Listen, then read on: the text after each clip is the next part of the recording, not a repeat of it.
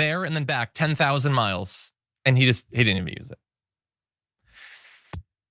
The rich are not your friend. Okay, let's move on to one final story. A Republican had a full-on meltdown because his beloved Steak and Shake restaurant was replaced by a halal restaurant in the cafeteria of Capitol Hill. That is literally why he is freaking out, even as we film this. This is Representative Mike Collins, who says they're replacing Steak and Shake with a halal restaurant. This is equivalent to the Muslim conquest of Jerusalem in the 7th century. Now that sounds like something The Onion would say or SNL. I've seen no other indication that he is joking, because everything else on his Twitter account is the most racist, Islamophobic nonsense you've ever seen. He's just freaking out because he won't be able to get a burger at that particular place. I guarantee there's other places to get burgers, and maybe this halal place will have good food. Maybe you could actually try it. I know this is gonna blow your mind, and I like a hot dog as much as the next guy. There are other good foods made by cultures around the world. It's not like there's good food in America and everyone else is just looking at their dinner like, this sucks. Other cultures have come up with good foods. In any event, here are other options available to him. Dunkin', Baskin Robbins, Sweet Green, Subway, a made-to-order sushi bar. Don't remind him of that. That's just gonna set him off again. But anyway, he apparently included in his post a screenshot of an email pointing out that CHA Street Food, the one that's coming, is actually based out of Northern Virginia. Not only that, Steak and Shake is owned by an Iranian American. So it's like, it's not even the sort of jingoistic thing that he thinks it is. Absolutely ridiculous. And just for those who might think that he's joking, I went to his Twitter, and one of his most recent posts said this: back to work this week to stop Chinese Confucius Institutes from spreading communist propaganda, vote on Marjorie Greene's Gulf of America Act, and then something about Trump's budget. So like 2 out of the 3 of the things that he's pitching is identity politics, culture war, propaganda. So this is who he is. And unfortunately for him, he won't be able to have his steak nor his shake, JR. What do you think? You know, I used to live in St. Louis. I grew up there. I moved there after I was born in Cali. And Steak and Shake was a staple there. It was right down the street from my high school. They had some of the best toasted ravioli. I remember it. Haven't had it since I left. Left when I was 16. Toasted ravioli. Toasted ravioli is awesome. Come on, keep it real. That's the thing. Good. It's almost regional, I feel like, because I've never seen it since. And I was like, is that a figment of my imagination? Steak and Shake was great. I didn't even have it that much because I was broke. But Steak and Shake was great. But you know what I've done ever since I haven't had Steak and Shake? I've done this thing, it's called live and move on. But again, we've got this congressman or whatever the hell he is, who's complaining to the entire country, whoever's gonna read his Twitter, about how he's mad that a halal restaurant's coming in over his Steak and Shake. Bro, nobody gives a hot damn about what you have to eat, because somebody's supposed to care about you and your preferences, and somebody changed the halal on you. And because it's halal, now everyone else supposed to get mad for you. They think they can weaponize all of the hatred that they've generated for whoever they call the other, and then have it serve them. It's constant. And if you're gonna keep being a sucker for it, that's just gonna be your fault. There's no reason to complain about it later. It's very simple. These are all children running our world, man. No, and but again, there's a reminder of what we said about the bar going down. Him tweeting that will make him more popular among conservatives than like helping to stop the government programs they rely on from being cut. Like they would rather have the dumb worm-brained Islamophobia than a government that actually functions, and that's the sad thing. That said, I do have to admit, I've never been to Steak and Shake. I think I'm gonna go today, actually. I looked up to see if CHA Street Food is in LA. It doesn't seem like it is, but there is a Steak and Shake, so I might have to visit. There is, yeah. Anyway, well, JR, that's all the time we have. We were having perhaps too much fun. We'll see if Maxwell Frost or Luke Beasley will still come on our program. But anyway, thank you as always for being here. And everyone, go check out the watch list. Yes, we got a lot happening today, guys. Also, I'm a little bit sick, but we're gonna come up with stuff. Tell Maxwell and everyone else that's coming on this week, I'm sorry. I will. Anyway, thank you, JR. Thank you, everybody. Lots to come. Luke Beasley tomorrow, so definitely show up and be really inviting. It's difficult coming onto a show for the first time to do like a full co-hosting thing, but we're very excited for the opportunity to have Luke on. So everybody show up. And for now, stay safe out there. Stay sane out there. We'll see you soon.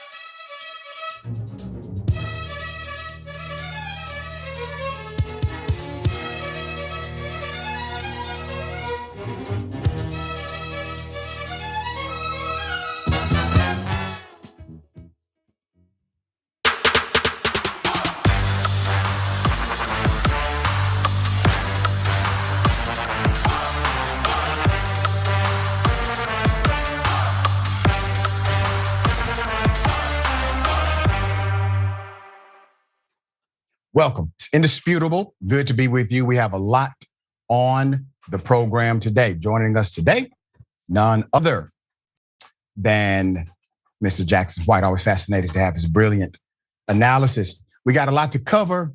We're going to take a quick break. I'll be back in 1 minute. Indisputable.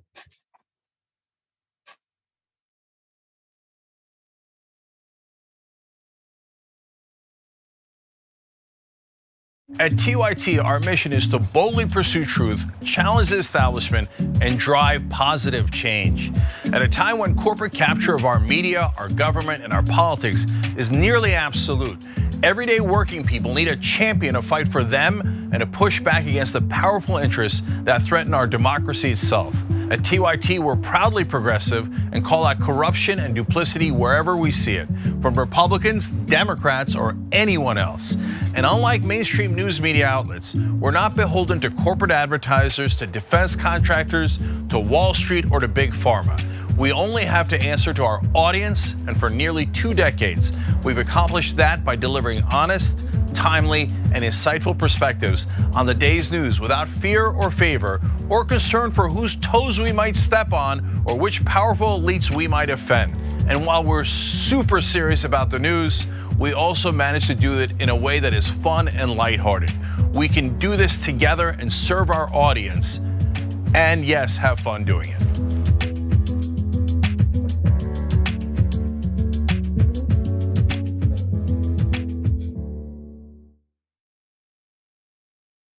You are the media revolution. You are much needed. TYT, TYT. The place is like 95% TYT on.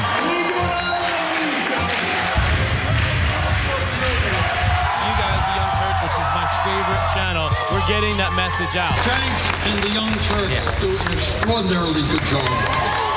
No matter what mainstream media says, you have to listen to the Young Turks. All the people who support us on the internet, that's what gives us strength. That's what allows anyone who was in there who was undecided to think one side seems to be winning. They seem to have a bigger army. There might be a reason for that. So thank you guys.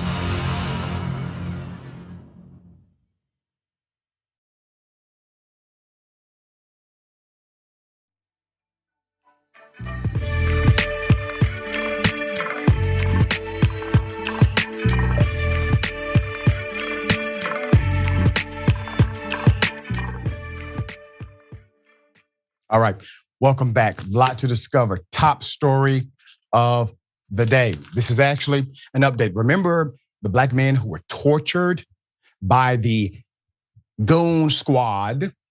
Well, we reported on this from day one.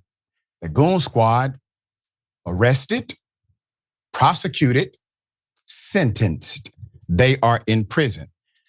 However, the men who were tortured for hours by 2 different jurisdictions inside of their own home only received a little more than $2 million in a settlement. People are outraged. I'm going to give you a reminder of our coverage. Here it is.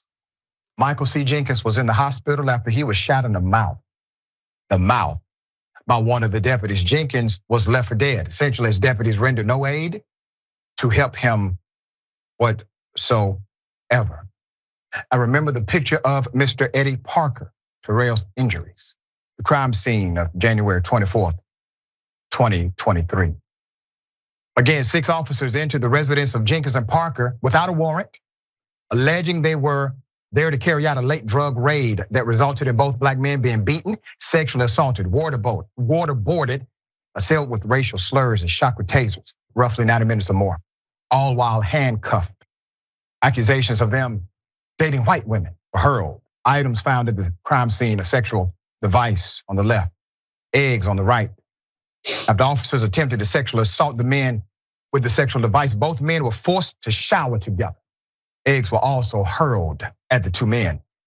When we saw the photo of you in the hospital, when my team and I received the information about what happened prior and that the officer shot you in the mouth, what was it like after the aftermath of this, the hospital stay, the conversations that needed to happen around why were you placed in this situation? It was difficult. The hardest part was when they did my mama. And they left me for dead, and then turned around, wouldn't let my parents see me, and then guarded my room 24 hours, and just waking up, seeing them handcuffed to the bed, feet, arms. Man, it was terrible. I mean, it was terrible. I don't know. It was bad. I would imagine that even after you're in the hospital, Michael, that you are likely thinking these individuals are going to try to do something else to you. Did that sentiment ever go through your mind? Yes, sir. Those men were tortured. That is the general terminology that we utilize. But you need to understand exactly what that torture specifically was. They were made to shower together. That's called sexual torture. They had eggs smashed in their faces. They were beaten, brutalized physically. They were taunted, obviously, insulted, racial profanities galore. And then one man was shot in the face. The final chapter of the so-called Goon Squad. 6 rogue police officers who terrorized central Mississippi closed last week as Rankin County officials agreed to pay $2.5 million to settle a federal civil rights lawsuit, sparking outrage from residents who said the payout does not come close to delivering justice for black men who were tortured by deputies. The settlement finalized 2 years after this brutal attack that took place in January 2023. The attack on Mr. Michael Jenkins and Mr. Eddie Parker concludes a $400 million legal action against Rankin County and the sheriff, who is Brian Bailey. So while the original lawsuit sought $400 million in damages, the final payout was limited by practical constraints. Attorneys for Jenkins and Parker said they pursued what was realistically available. The county's insurance policy capped at $2 million, and an additional $500,000 from the sheriff's department budget. Rankin County attorneys Jason Dare confirmed the funds will come entirely from those sources with no new taxes imposed. Trent Walker, an attorney for the victims, confirmed that the settlement included $500,000 from the sheriff's office budget and $2 million from its insurance policy. All 6 officers, former Rankin County deputies, Brett McAlpin, Daniel Updike, Christian Dedmon, Hunter Elward, and Jeffrey Middleton, as well as former Richland City police officer Joshua Hartfield. This made it a 2 jurisdictional dynamic because of that cop. They have been sentenced to both state and federal charges related to said torture. Mr. Jenkins sustained a broken jaw and a lacerated tongue and continues to undergo medical treatment. If you remember when Mr. Jenkins was on Indisputable, his speech seemed slurred, and there were some who assumed it was due to some level of brain injury. However, it's due to the fact that his tongue is partially lacerated because of the gunshot to his face. There's more. Quote, "What amount is enough? Is anyone's life to pay for that?" said local resident Will Sums. Quote, "I just feel like the sheriff's department got off easy as far as the amount is concerned." End quote. Another quote, "No monetary value could ever justify the amount of mental and physical abuse and trauma these men have been subjected to," said Angela English, president of the Rankin County NAACP. In a written statement, quote, it will never truly be over for Michael, who has to undergo medical procedures for the gunshot injuries he sustained and mental health therapy, English said. Now let's put this in perspective. These men will likely have to pay medical bills for the rest of their lives, if not for the physical damage these rogue, corrupt cops did to them, for the mental anguish that will be present due to the experience. 2.5 million is not enough. I'm going to talk about that settlement price in just a moment. Attorneys for Jenkins and Parker said no decision has been made on whether to pursue civil judgments against the individual officers. In a statement, the victim's legal team asked for privacy. Quote, "We plead for the public to have them and their families have their privacy in order to heal," the statement said, according to WJTV 12 News. "In the name of justice, we are hoping their cases can be resolved soon and allow Rankin County and the state of Mississippi to turn a new and better page in policing and racial relations." Don't hold your breath on that, at least not for the near future. Now, as far as going after the cops individually, that is likely not going to happen unless these officers own considerable assets because they are incarcerated. They're in prison. They're not actively making money. I will say this about the settlement. At the end of the day, the client makes the decision.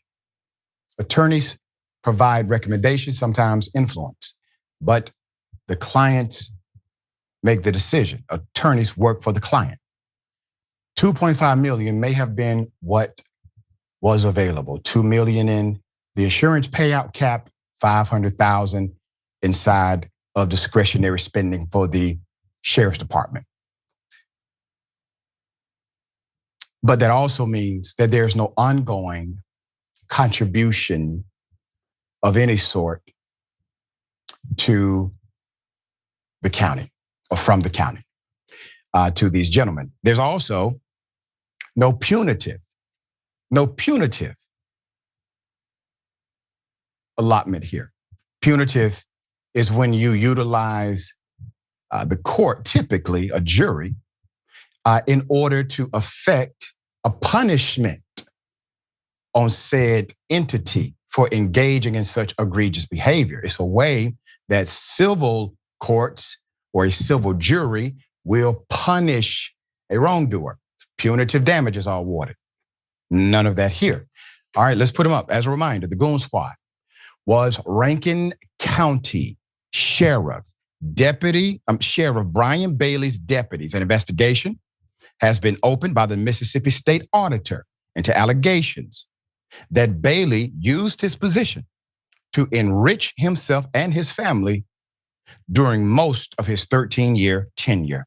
Mississippi Today and the New York Times published allegations by former inmates and a former deputy that Sheriff Bailey had for years supplemented his family's farm's workforce with trusted jail inmates called trustees and used taxpayer purchased equipment and resources to tend his property. A Goon Squad member is the one who snitched. Christian Dedman was a major source in Mississippi Today's report. The former deputy corroborated claims from former inmates at the Rankin County Jail that they had been working on a poultry farm belonging to Sheriff Bailey's mother. And let's be very clear about the word working. If it is forced labor, it is enslavement. The sheriff literally had slaves working on his plantation called a poultry farm. The corruption is deep and wide here. There's more. Reporter for Mississippi Today interviewed several former Rankin County Sheriff deputies and 20 former incarcerated individuals known as trustees. During this 6-month investigation, the inmates who said they had worked on the farm were not named because they feared retribution. We're going to get into that in a moment. The reporters also reviewed more than 1,000 pages of county financial documents, as well as text messages Dedman sent while working on the farm. Why is the sheriff not incarcerated? Now, the individuals who testified to these reporters under the condition of anonymity did so because they feared retribution. Well, understand this, the individuals called the Goon Squad, they are all in prison with both federal and state convictions. The sheriff is no longer empowered. So why are they afraid of retribution? Because the culture is far deeper than those who have been convicted. That is why they fear retribution. There is no turning this system around in that county. You have to replace everybody. Dedman also told the paper, a skid steer with accessories valued at $150,000 purchased by the sheriff's department was also used on the Bailey farm. And he alleged the sheriff stole gravel from a county facility. Quote, I hid everything for him, Dedman said of Bailey. Quote, I done everything for him. I know now I was just a tool to be used during a certain time like everyone else, he said. Bailey attacked the report, calling it, quote, a poorly researched work of fiction, end quote. He deferred all other questions to his attorney, Jason Dare. Jason didn't say a damn thing. In a statement, Dare denied most of the allegations in a Mississippi Today article, but acknowledged that trustees worked at Bailey's farm where they were paid in accordance with state law. That's the thing, attorney. State law does not allow for the jurisdictional boundary to be crossed to work on non-governmental property. You just signed the conviction and the civil liability of your client. Bailey, the sheriff, deserves an attorney just like you. This is not the end of the saga, even though it's being reported as so. I can guarantee you that. Jackson, thoughts here? Well, you know, the most striking thing about this is, well, I mean, among like other things and everything about it from top to bottom is, you know, how much more of this was going on? How many more times have they done anything similar to this? Right. Just because the level of depravity of this just goes beyond dehumanizing. why would anyone do this to an animal? Why would anyone do anything like this to a doll? You know what I'm saying? Like, I mean, this is just purely evil. And it also says a lot such that law enforcement can attract these types of people. Because, this goes above and beyond the regular. I mean, even shooting somebody to death. Like, this is just, there's no words for this type of stuff. And $2 million at the end of the day really isn't that much money. I mean, like, especially not in today's. I mean, what are you really going to do with that? Like, you can buy maybe one house, two houses, maybe. It's just not going to stretch that far. And what happened to these men is never going to leave them. That's going to be with them forever. That's trauma that most people will never come close to experiencing. So this is just a horrifying story, but it says a lot about law enforcement in America. Yeah, and I believe, just as you believe, it does go deeper, and we will hopefully get the rest of this information to the public. We'll keep you updated on developments. All right, Donald Trump, President of the United States, he's submitting an application for a new job. Here it is. Put it up. He would like to be in contention to become the new pope. So the official White House account shared this AI image originally posted by Trump to X. The AI generated image of Trump dressed as the Pope is drawing criticism from some Catholics. First of all, stop it. Some Catholics is drawing criticism from some. It should draw criticism from all Catholics. Even if for some ridiculous reason you're a Catholic who supported Trump,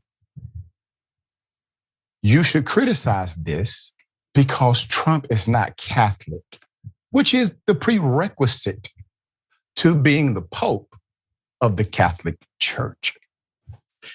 There's more. So this was posted on social media just days before the conclave, papal conclave, is set to select the next pontiff. Begins. I mean, this is a holy ritual, right? It's a sanctuary of internal Catholic politics. The Pope just died. This man has zero respect for your institutions. Reactions from the Catholic community, the Cardinal, Timothy Dolan, the Archbishop of New York, was asked by reporters about the image after he had finished a service at a church in Rome on Sunday. In his response, Dolan used the Italian words brutta figura, meaning the post was embarrassing. Okay, quote, I hope he didn't have anything to do with it. Dolan said it wasn't good, as Italians say, and he went into the embarrassing terminology. Now, good Reverend Archbishop, he did have something to do with it. As a matter of fact, he originally posted it, and his administration, the White House, reposted it to the government account. Yeah, he had everything to do with it. So the New York State Catholic Conference also voiced outrage at the image, saying, quote, there is nothing clever or funny about this image, comma, Mr. President. Father James Martin, a contributor for ABC, said on This Week Sunday, quote, people are surprised by it and thought it was incredibly poor taste. But over here in Rome, more people are concerned about the next pope than the current president. Vice President J.D. Vance, who actually is Catholic, ironically, denied the post was offensive. Oh, that's the one. That's the one that's not. Okay. He's the Catholic. J.D. Vance says, as a general rule, I'm fine with people telling jokes and not fine with people starting stupid wars that kill thousands of my countrymen. Damn, JD, you will sell out your own soul, sir. You a damn Catholic. I'm not Catholic, sir. I'm not Catholic. I have more respect for your customs than you do. Sir, I remember when you said, JD, do you remember when you said that Donald Trump is the worst candidate that the Republicans could ever hope for, that Donald Trump is flawed, he's horrible, he's a liar? JD, do you remember when you said these things? Pastor Jamal Bryant, our dear brother and friend, demands that it be removed at once. Quote, "This is disrespectful and dishonorable." Jamal Bryant, pastor of New Birth Missionary Baptist Church in the Atlanta suburb of Stonecrest, wrote on the threads, quote, "I challenge evangelical leaders to have it removed at once and completely out of order." He wants to be king and pope? Question mark. Even Republican strategist Karl Rove condemned President Donald Trump during a Sunday night appearance on Fix News. Here it is. Again, the important thing is that we elected him for a variety of reasons that were important: inflation, the border, DEI, the military, respect for America, and things like, just tweeting out a picture of you as the Pope is deeply offensive to a great many people. Going out there and saying, for example, this guy from Maryland, I don't know whether he's a good guy or a bad guy. I don't know if he's a gang member or not. But the fact is bring him back to the United States, lay out the facts in a court of law, and get it done. Well, Trump responded to Karl, said, quote, "I don't need to have Karl Rove of Fox News tell me what to do.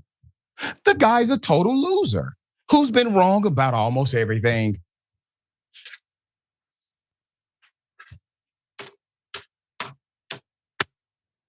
Yeah, Mr. Rove, can I call you Karl?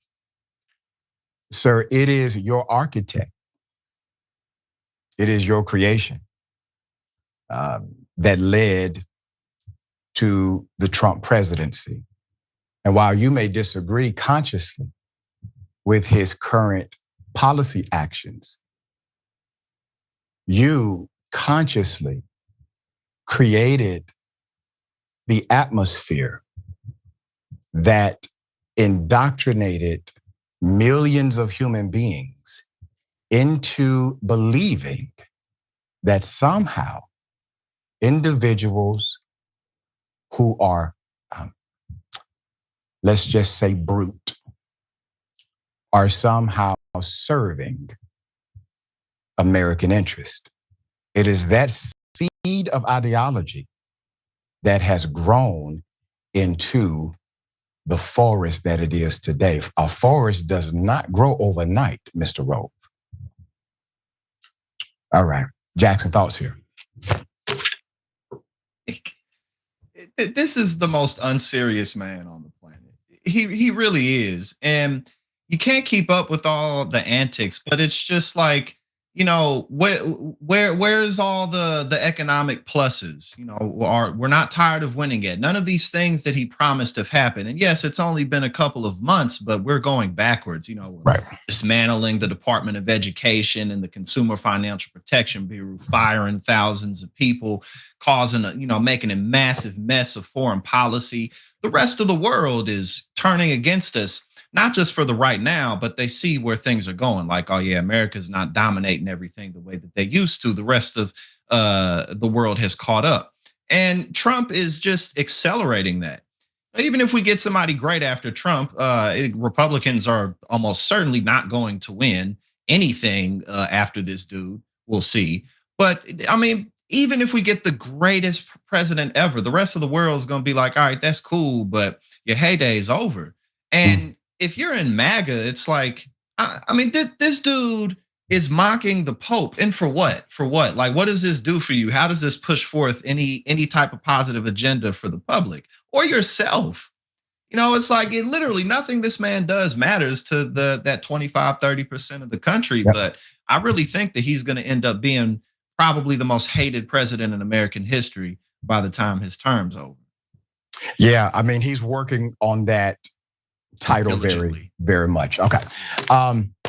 So got something for you. Ladies and gentlemen, I wish Karen would. You want to call the police on them for having a barbecue on a Sunday. I feel free! Back off! I'm going to tell them there's an African-American man threatening my life. Guess what? You get a right to be called a girl. Look at that. Because you're a girl. Look at that. That's perio disease. Perio disease. That's what it comes down to is perio disease. What it comes down to is you don't even know your own sex. I don't even know my own sex. I'm a woman. I said, don't come up behind me and call me a good girl. That's all I said. And look at your response. That's polite. Yeah. That's polite. This is your response to me saying, don't call me good girl. You came up behind me. You came up. Woman, be whatever the you want to be. Be careful who you with. You be careful who you with, you old bitch. You be careful who you with. Look at you. Look at that. You can't even walk. And you want me to be careful who I'm talking to? Are you kidding me? Look at that dumbass grin that you're doing. What the Get away from me. You get away from me. Get away from me. You get away from me. Get away from me, you good girl. How about this? I will spray you. You're gonna pepper spray me? That's assault. I don't have.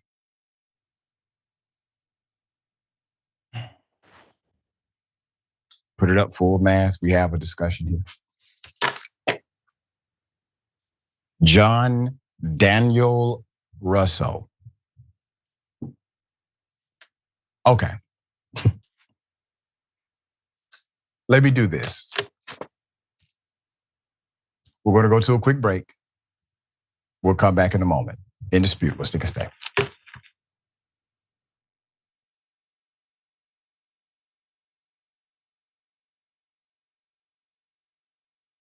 At TYT, our mission is to boldly pursue truth, challenge the establishment, and drive positive change.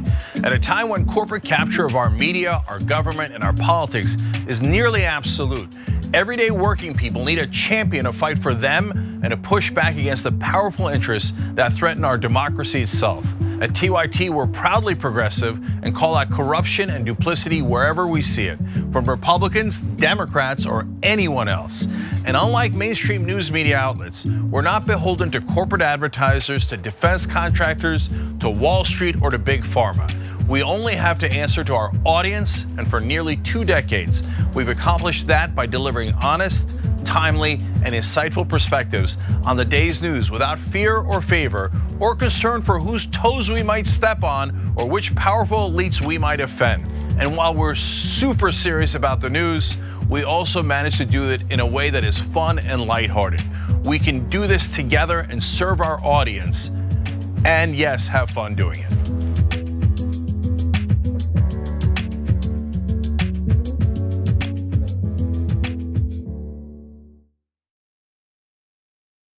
You are the media revolution. You are much needed. TYT, TYT. The place is like 95% TYT on. You guys, the Young Turks, which is my favorite channel, we're getting that message out. Tank and the Young Turks do an extraordinarily good job. No matter what mainstream media says, you have to listen to the Young Turks. The people who support us on the internet, that's what gives us strength. That's what allows anyone who was in there who was undecided to think one side seems to be winning, they seem to have a bigger army. There might be a reason for that. So thank you guys.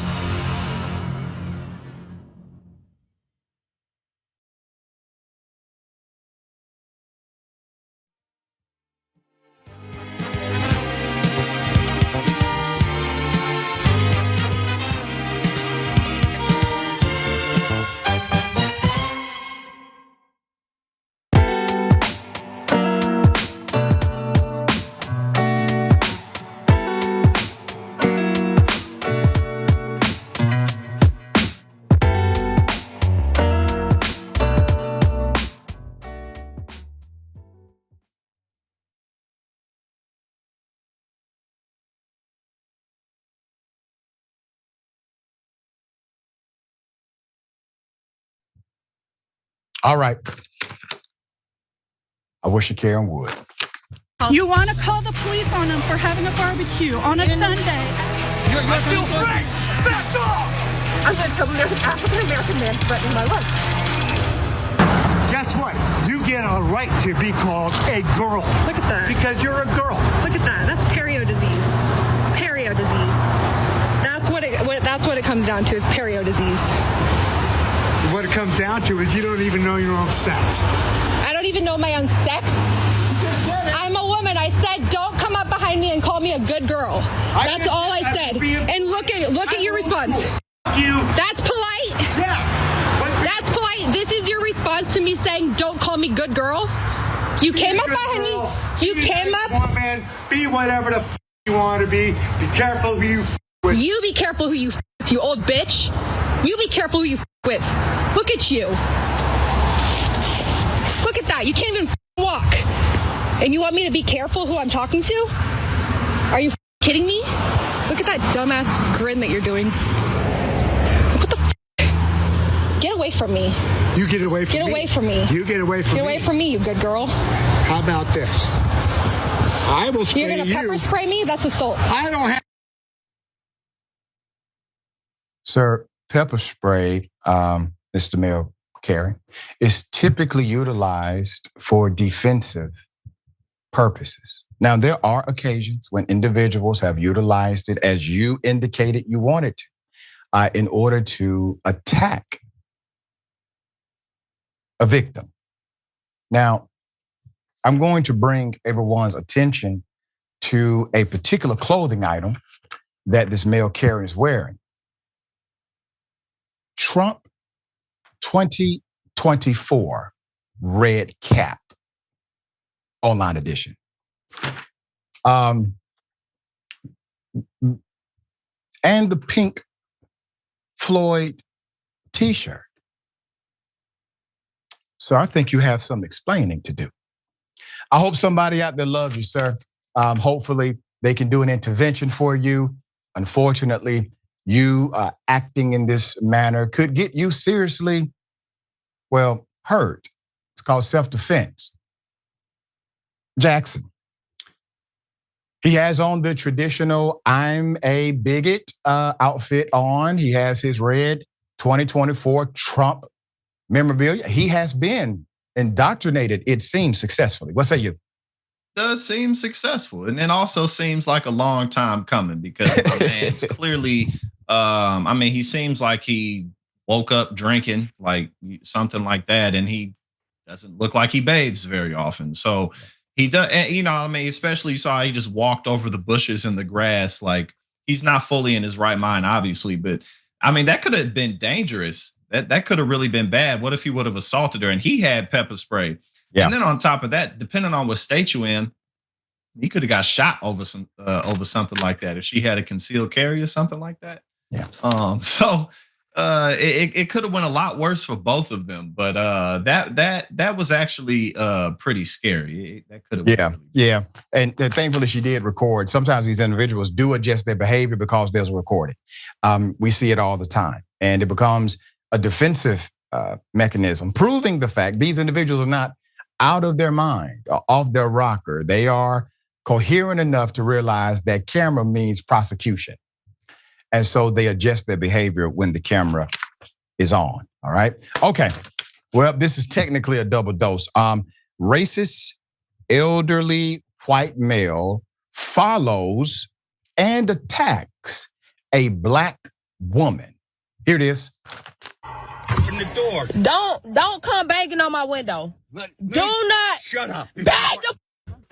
Bang Man, listen. You come out here. I don't care. You ain't gonna do shit. You better get your racist ass. Man, get your. Watch this. Go ahead. You done lost your mind. You better go on somewhere before I knock you out. I'm not playing. Don't come banging on my window. Do you understand me?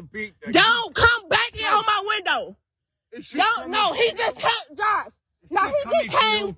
You get your hands off. All right, I'm telling you. No. Cause like I'm wrong. You just hit me. Call him. Cause I got it on camera. Call him. Call him. Okay. Step over. What's wrong with you? Bitch. Step over. What's wrong with you? And I'm finna call the police. You done lost your mind. Unbelievable, but in this day, believable. Put it up for a mask. This man followed and attacked. This is now premeditation and assault. 79-year-old John Daniel Rosso, elderly South Carolina man, is facing charges after being accused of committing a racially motivated attack. We're going to keep that picture up.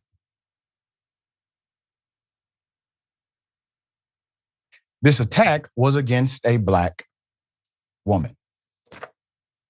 As a matter of fact, according to the charges, the attack was motivated because this is a black woman. This black woman is a hospice caregiver, which was caught on camera and posted to social media. Mr. Rosso is charged with misdemeanor assault and battery in the third degree. On April 28th, he was booked in the Aiken Detention Center. His bond was set at a whopping $1,087.50. Okay, so let's be very honest here. If you follow somebody and you decide to physically assault them, you will not be charged with a simple misdemeanor. I'm sure the DA or the Solicitor General for that district considered the age of Mr. Rosso. I don't believe the age should have been a consideration, except for the fact that he should have known damn better at his age. So according to the police report by the Augusta Press and WRDW, officers arrived at the scene.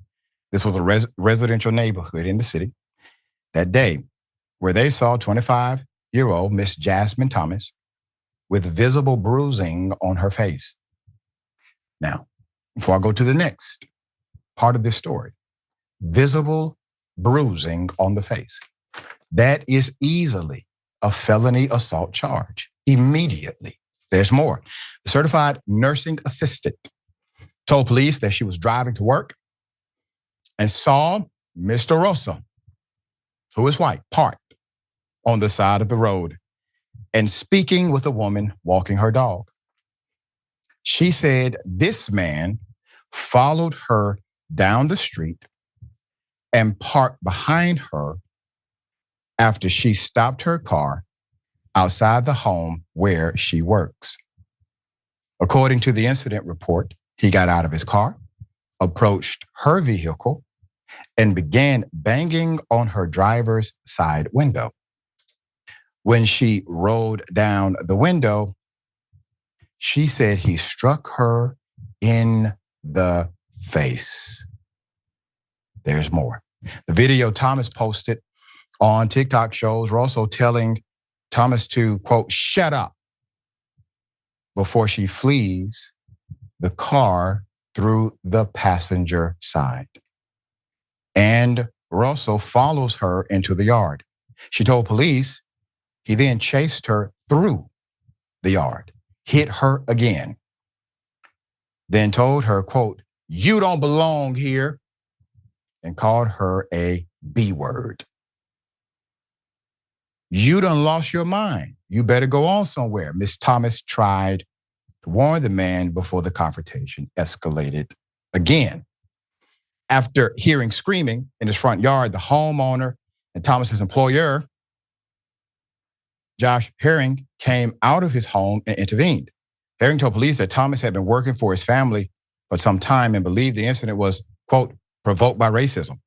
Thomas gave police video evidence from her cell phone, and Herring also handed over Ring doorbell surveillance footage showing the same attack. Thomas told officers she was afraid that Mr. Rosso would, quote, kill her and her children, end quote, if he ever saw them out. She told local news WRDW that she has not returned to work because she's still working through mental and emotional trauma. Absolutely. Who wouldn't be?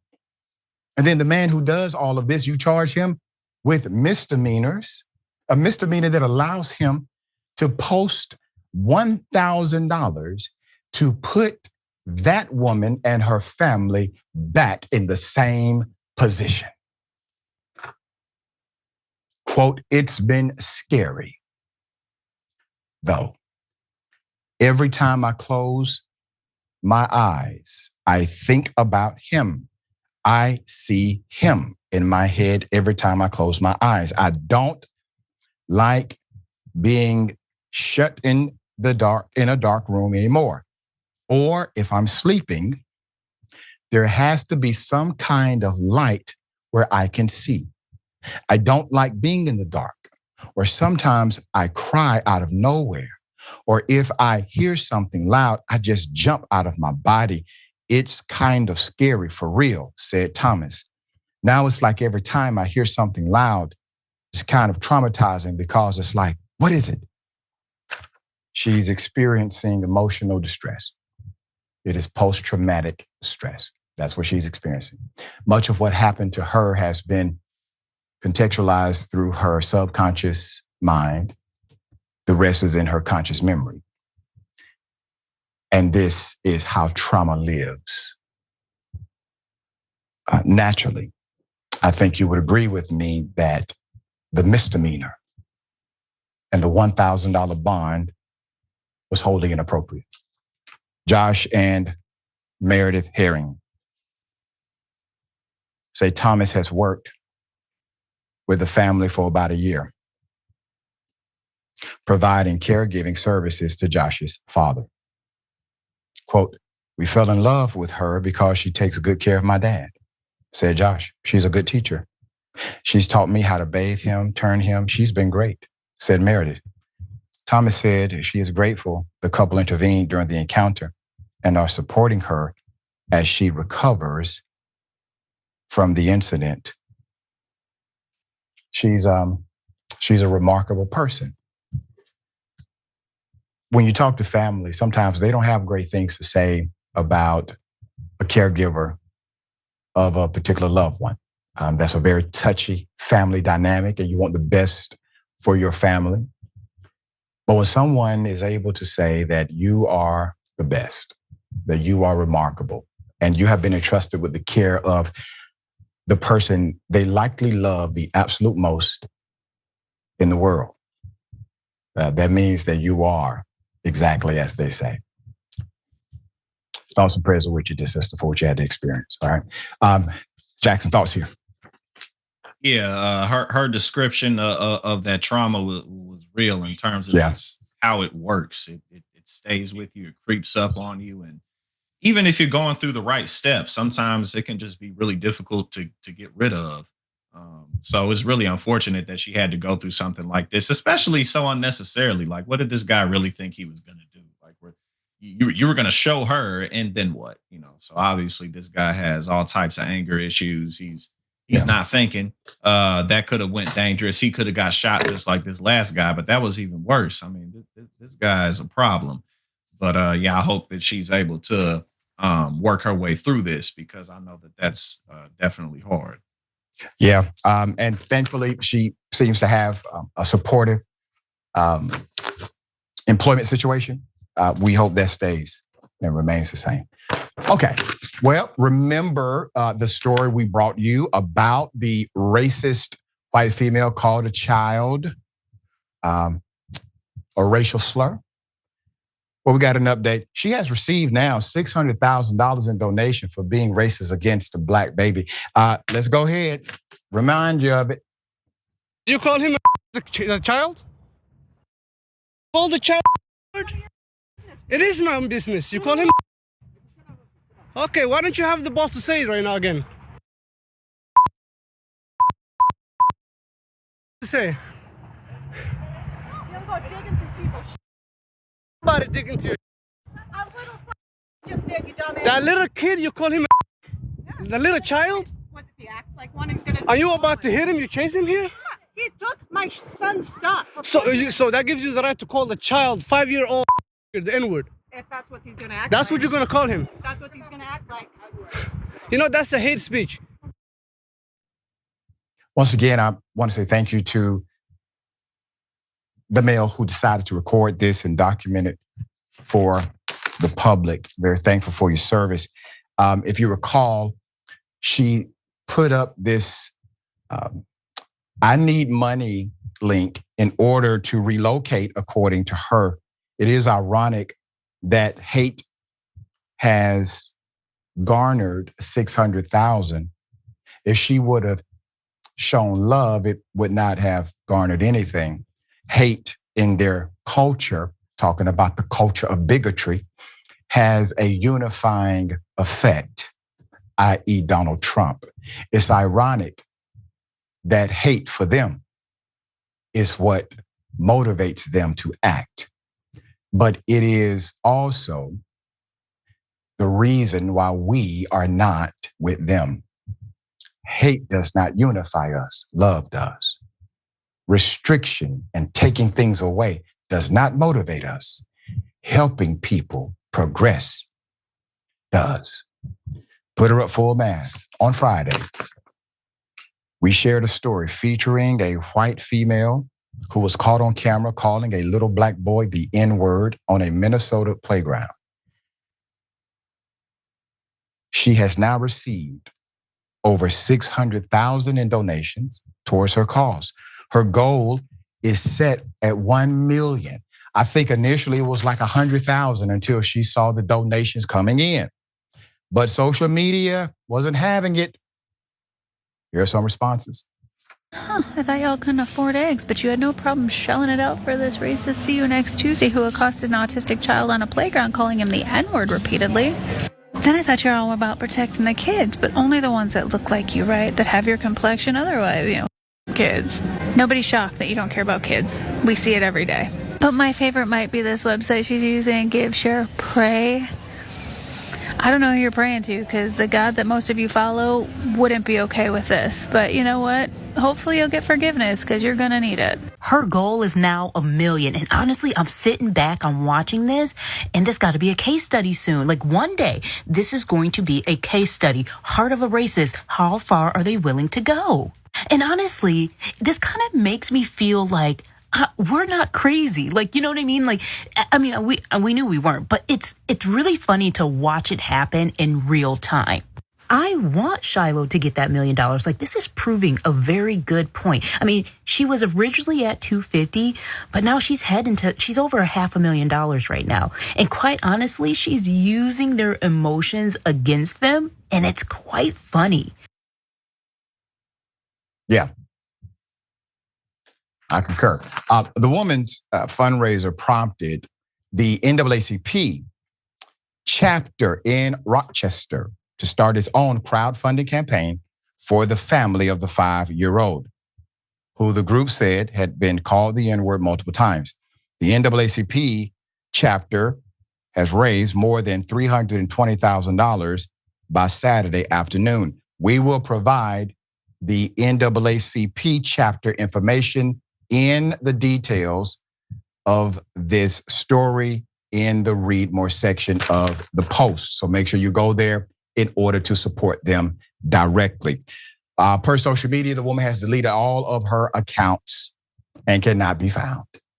All right, Jackson, she called a child the N-word and makes a cool $500,000 plus. Use me $500,000+ for something much less malicious. You know what I'm saying? Like I could just use help paying my bills.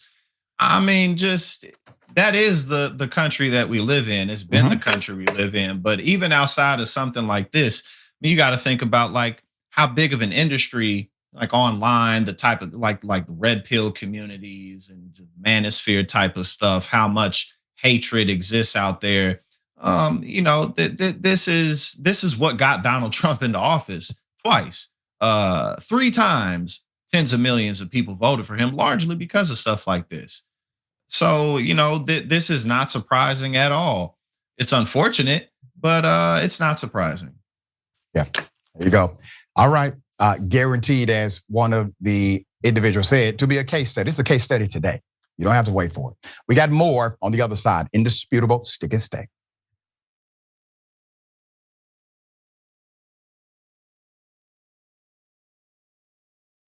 What contributions to the progressive cause are you most proud of? I mean, I don't have super high aspirations for a singular role that I can play in the movement or anything. I try to present myself as what I think that I am, which is a progressive man who is driven by a, I think, well-interrogated and well-organized system of values that I try to stay consistent on, and I demonstrate that that's the sort of life that a person can lead and be successful and be happy and all of that. And that should not need to be done, but there are so many people on the right that are trying to push men in the opposite direction that I want to be able to do that. Along the way, if I can get people to care about some topics that they wouldn't necessarily care about, or that for some men they might think that's not a topic that they should be focused on, that's definitely something that I relish doing. And along the way, I mean, we've been able to introduce people to a lot of candidates. That's been a big part of what we've done. You know, not all of them necessarily got in office. Probably most of them did not. And a lot of them you might not even remember their names. But it was great to be able to provide people the platform where they had the chance of, you know, making a difference. Obviously AOC and all that, but there's been a lot of great people along the way.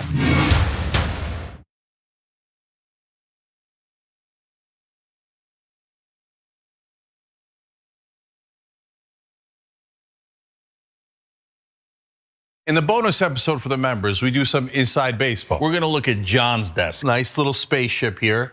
Nerd, but it is kind of look cool. Who has Legos? Oh no, he's taking apart a keyboard. Who has a mouse pad that's this big? He's got a dog with a nose that you can hang something on. You know what this desk screams to me? Nerd.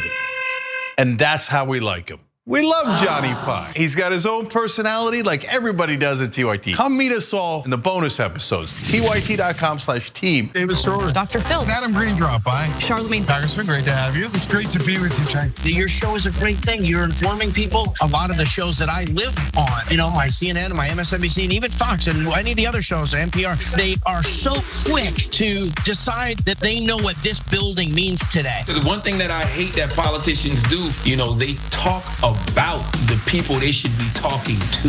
Do they have any idea that they're the establishment and that they're hated? Or do they not realize that at all? People are so deeply in their little universe. I think it's very easy to not really question what you're doing. Voters have a right to ask questions of any nominee, whether they're independent, Republican, or Democrat. The system is duopoly that suppresses competition. How is it the year 2024 and we're still like, maybe they'll talk about paid medical?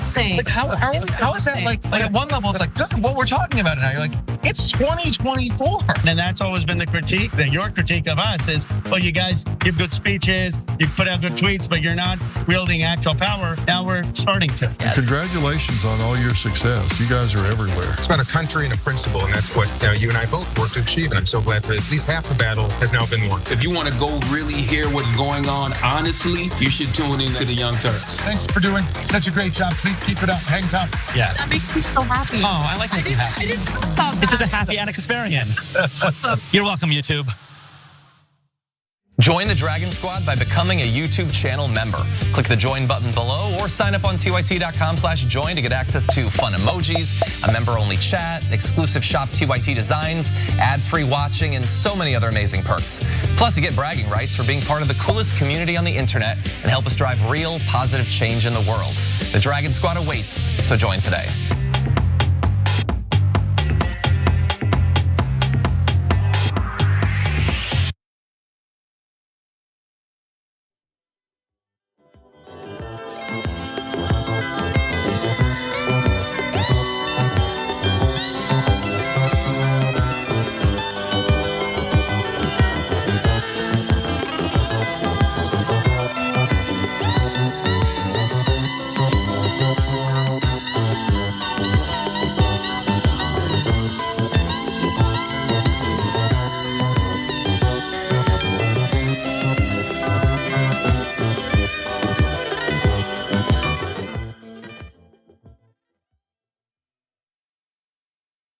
All right, welcome back. Always good to be with you. We have a lot of comments. Let me read as many as I can. Very thankful for everyone who joins here as well. All right, CDE 71954. This confirms that Mississippi is still the plantation that it was in the antebellum South. Yep, Andrew Martinez. The way she mocked his smug face made me bust out laughing. It did the same for us as well. YouTube, Busy Bee. Hello, everyone. Getting ready for work, but I'll be listening. Thank you for listening, Busy Bee. Greatly appreciate your continued support. David Morris says, Karen, brought to you courtesy of Fox News and Newsmax. No, she said, they will highlight her as the victim here of cancel culture. Settlement, MMJ13, that's a slap in the face, talking about the Mississippi settlement. It should have been 10 million each for starters. Yeah, you should start at a double-digit $1 million recommendation. Yeah. And Grady Mac, that's not enough for therapy. Yeah, when you calculate attorney cost of living, because these individuals have a lot of life in front of them, and therapy, what do you have? You have to go and get a job. That's what you have. Neon Death 07. Cinco de Mayo is such an inflated holiday. It has zero meaning for us. And 10-20% of Mexico. Got it. Okay. Racist mom. Apollo Racer.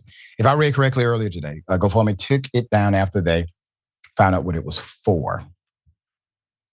Settlement again. Civic_Folly86. 2 million isn't enough. And let's go to AI Pope. Neon Death 07. I know several Catholic Trumpers. Please expose them. Tell us who they are. That is so sad. They're still Trumpers now, today, after all of this. Wow. All right. Well, a black male who reported a cop who nearly ran him over gets jailed. Let's put it up for a mass. Interesting saga, interesting story. We're talking about a man named Joe Ward Wallace.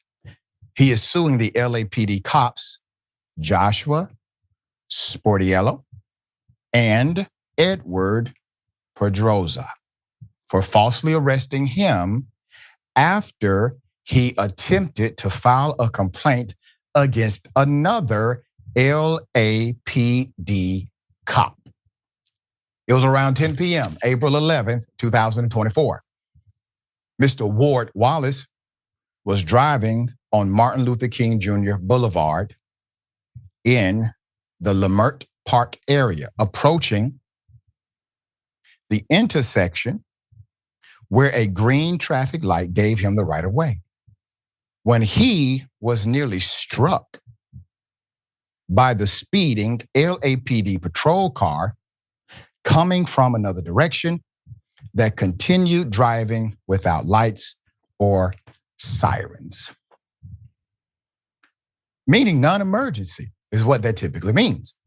It also means you're not alerting the public that you're breaking the law by speeding in a cop car. We had a situation in Atlanta a few years back.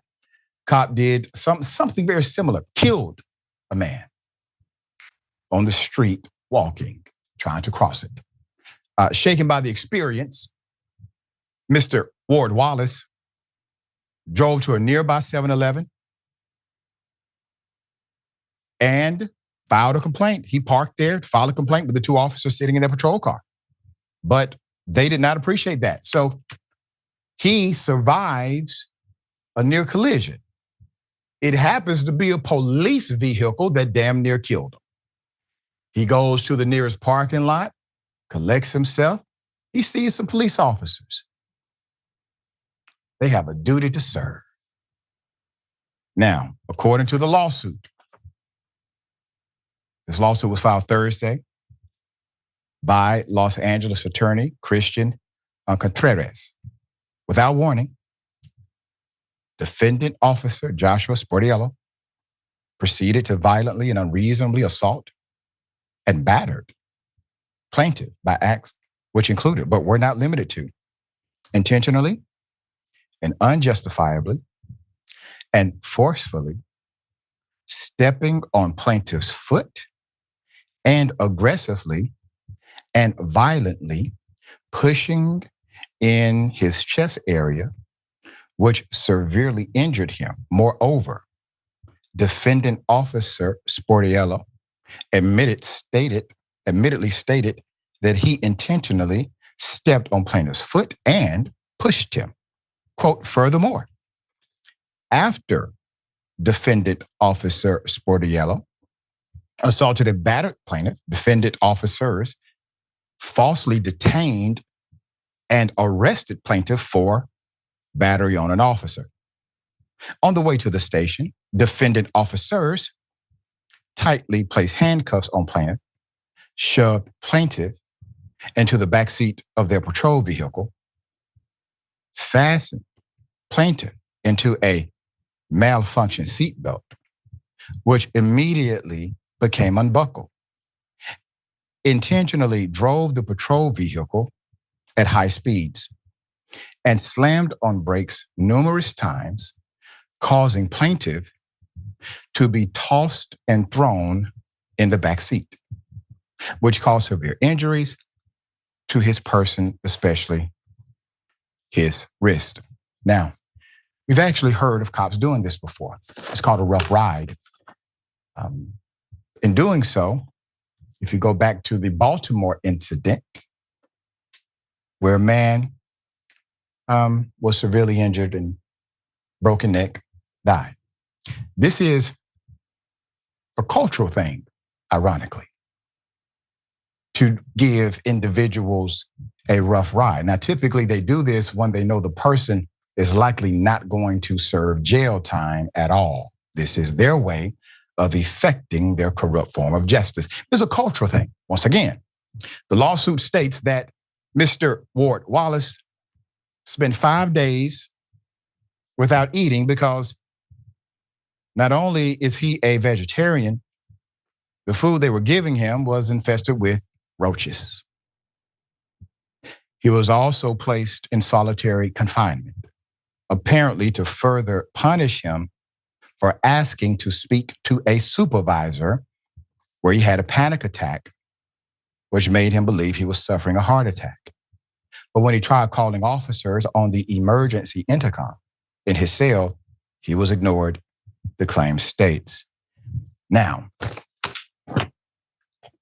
hell of a thing. The man just attempted to file a complaint. I mean, if the officers would have just said, hey, listen, man, go to precinct, we don't do that, and left, they wouldn't be part of this story. But because they decided to actively engage in such extreme and, in my opinion, holistically criminal behavior against a citizen who had just experienced an unfortunate situation, they are front and center now in this particular story. And the irony is, if the cop who was speeding had an emergency call but simply did not activate his lights, that complaint goes nowhere. And even if he had nowhere to go, the complaint still doesn't go far. Maybe he gets a verbal reprimand from a sergeant. Why? Because he didn't hit anybody. That's why. He was speeding and didn't get caught by another cop. Okay, these guys made everything infinitely worse, but this isn't the first time that we've covered Mr. Sportiello. Oh, indisputable. Here it is. What did I do? I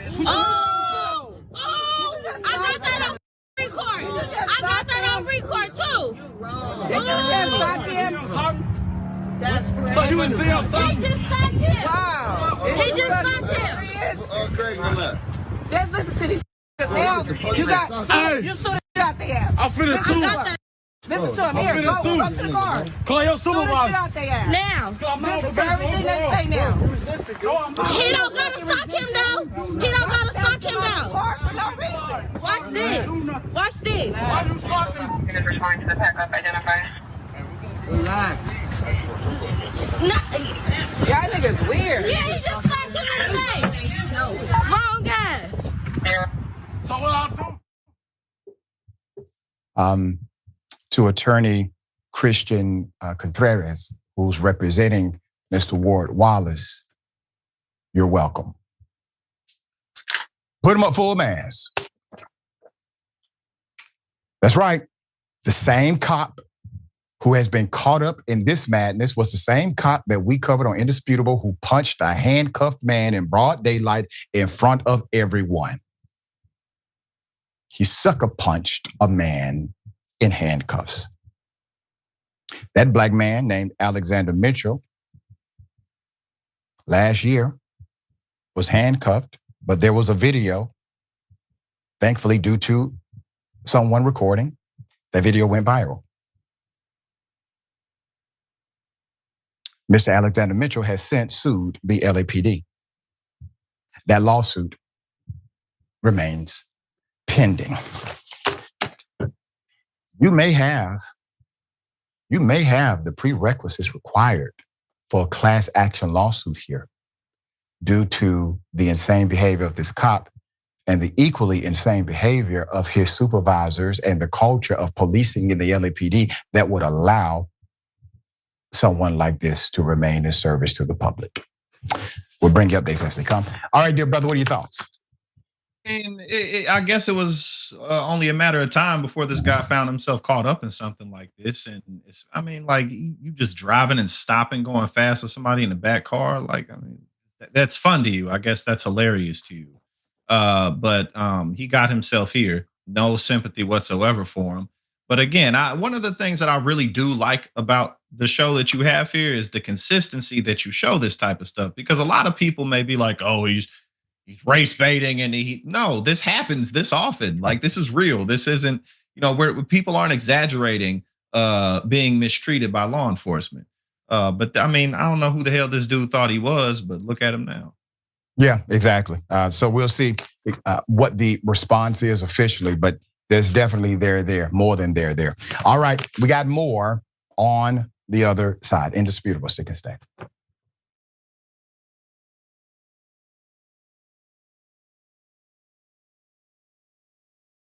At TYT, our mission is to boldly pursue truth, challenge the establishment, and drive positive change.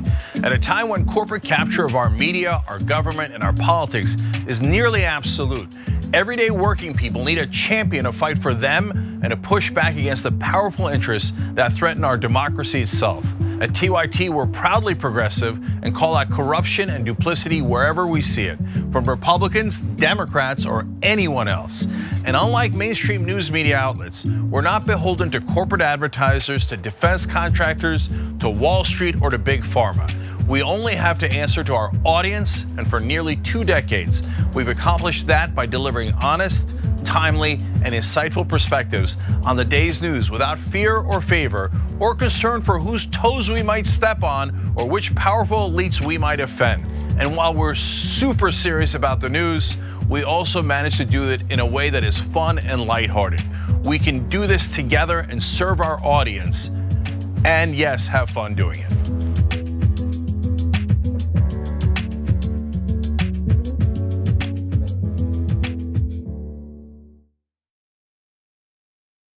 You are the media revolution. You are much needed. TYT, TYT. The place is like 95% TYT on.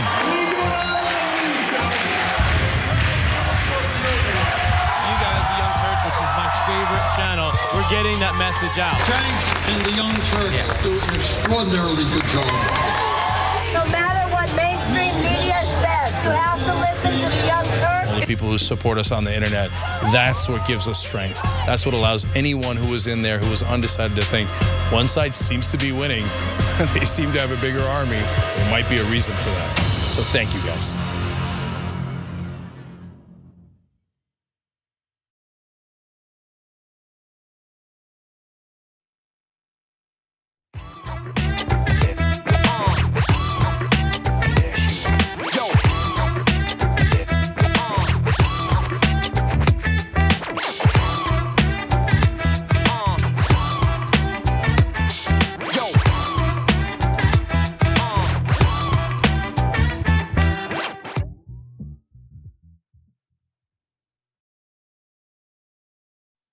Welcome back. Always good to be with you. We have a few comments. We'll read as many as I can. Nostra Science says, hate crime attacks. All I can say is keep alt-right racist conspiracy stories far away from the mentally ill perpetrator, the uncaring law, and crazy judges. Went to school. Pink Floyd is famously progressive politically. That's correct. That's why I say the man has some explaining to do, wearing a Trump hat and a Pink Floyd shirt. And Andrew Martinez, the way she, yeah. We read that one. She mocked the face, made him laugh. That was hilarious to us all. And Love 18 White Girl. How is it possible you call a 5-year-old the N-word, then raise 600,000, and then say racism doesn't exist? I can tell you now, she don't give a damn what you say. She got over $500,000 for being racist. But yes, that is the product of racism. Pure and simple. All right.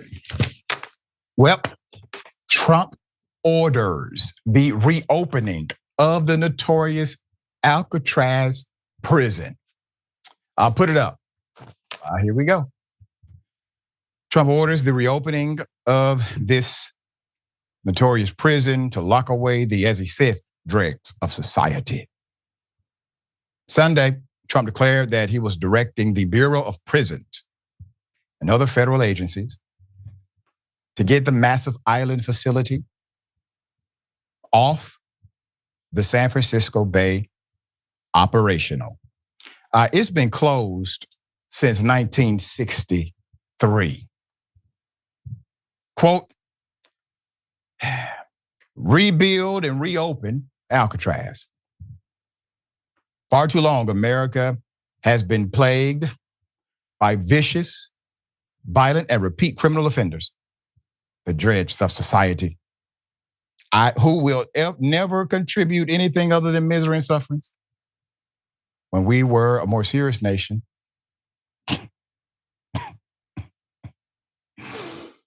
he said, when we were a more serious, sir, you just posted an AI-generated photo of you in a Pope costume. Let's continue. Trump says, when we were a more serious nation in times past, we did not hesitate to lock up the most dangerous criminals and keep them far away from anyone they could harm. That's the way it's supposed to be. No longer will we tolerate these serial offenders who spread filth, bloodshed, and mayhem in our streets.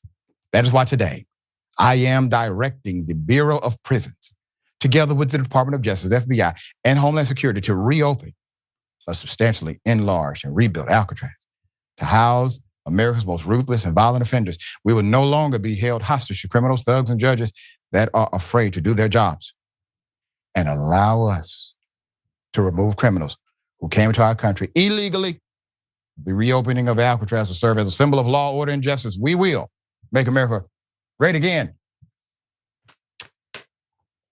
Sounds like, sir, you are enhancing your capacity to incarcerate individuals who may disagree with you.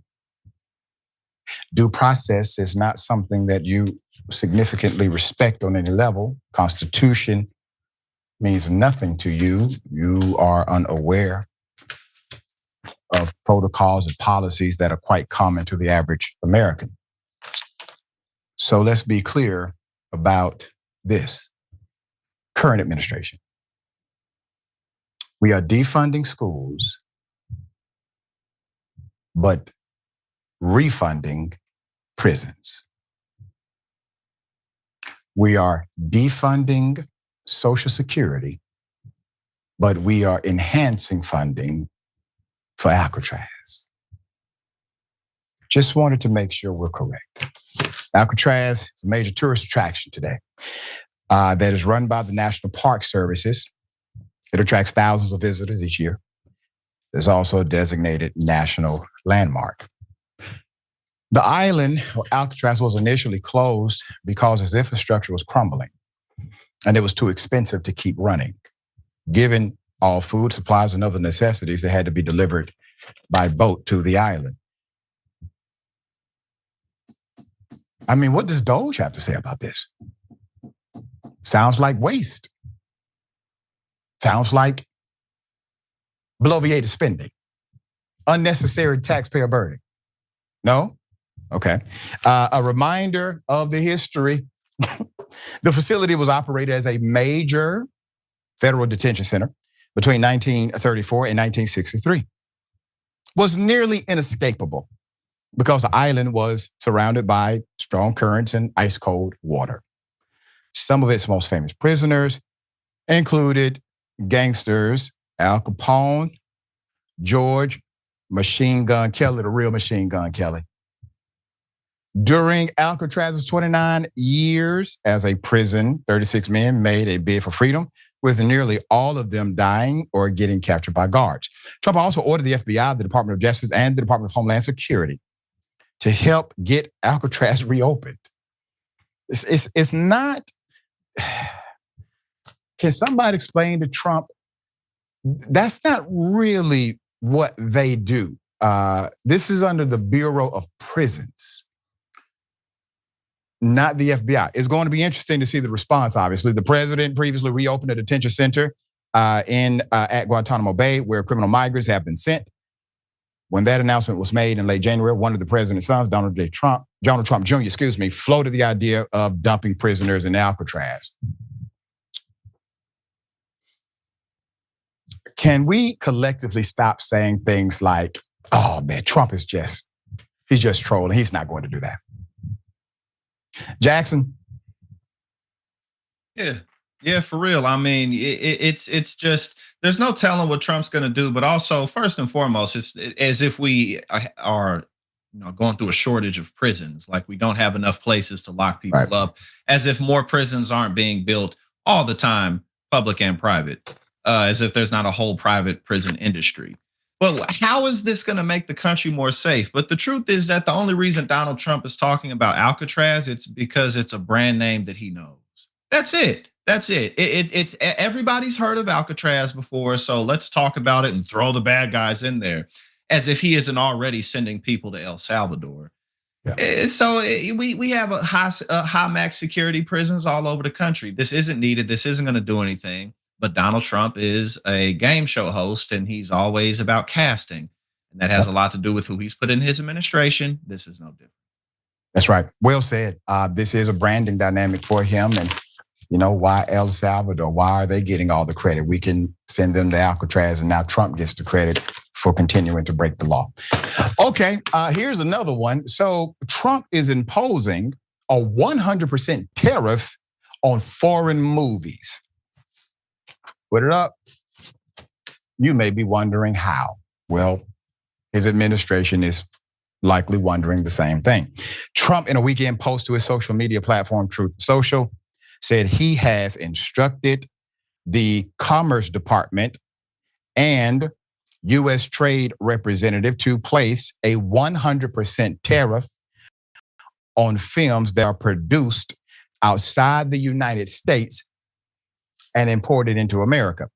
Quote, the movie industry in America is dying a very fast death.